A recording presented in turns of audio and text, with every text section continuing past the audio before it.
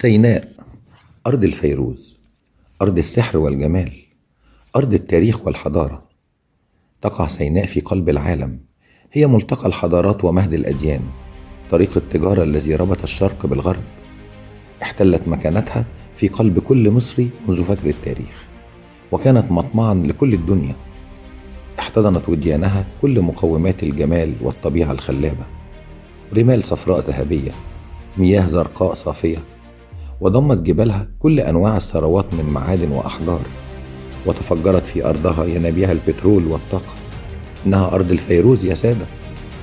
فيروز سيناء لونه أخضر سماوي لا مثيل له في أي مكان آخر. اكتشف ملوك كمة مناجم الفيروز الوفيرة منذ عصر الدولة القديمة حوالي 2700 قبل الميلاد، وأرسلوا البعثات لاستخراجه من مناجم بالقرب من معبد سرابيت الخادم، وبالتحديد في مدينة أبو زنيم، وهو المعبد الذي بناه الملك أمنمحات الأول واستكمل بناؤه رمسيس السادس. بني هذا المعبد للإلهة حتحور التي اشتهرت بأنها سيدة الفيروز، إلهة الحب والموسيقى والجمال، وإلهة الرضاعة وراعية العمال. وقد امتلأت مقابر ملوك كمت بالمجوهرات المرصعة بهذا الحجر النادر. سميت أيضا شبه جزيرة سيناء بهذا الاسم نسبة للإله سين، إله القمر في بابل. وفي الحقيقة ما أجمل لياليها القمرية ذات الأشعة الفضية. ذكرت نقوش معبد سرابيت الخادم أن سيناء عرفت باسم بياو، أي المناجم، أو بيا بمعنى منجم.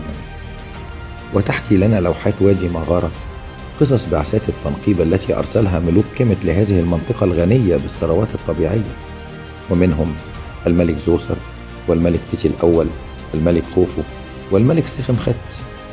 وكان من الطبيعي أن نعثر هناك على بقايا مساكن قديمة كان يعيش فيها عمال المحاجر الكيميتيين. وبالقرب من نويبع عثرنا على مجموعة من المقابر المستديرة التي تسمى نواميس، نسبة إلى النوم الأبدي، ترجع لما يقرب من 3000 سنة قبل الميلاد. سيناء هي أيضا مهدا للديانات، فعلى أرضها تجلى الله لنبيه موسى وكلمه وأعطاه الوصايا العشر.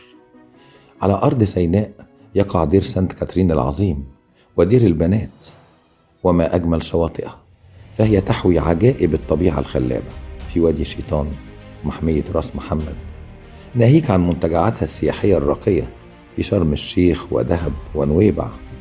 سيناء هي حقا جنة الله على الأرض.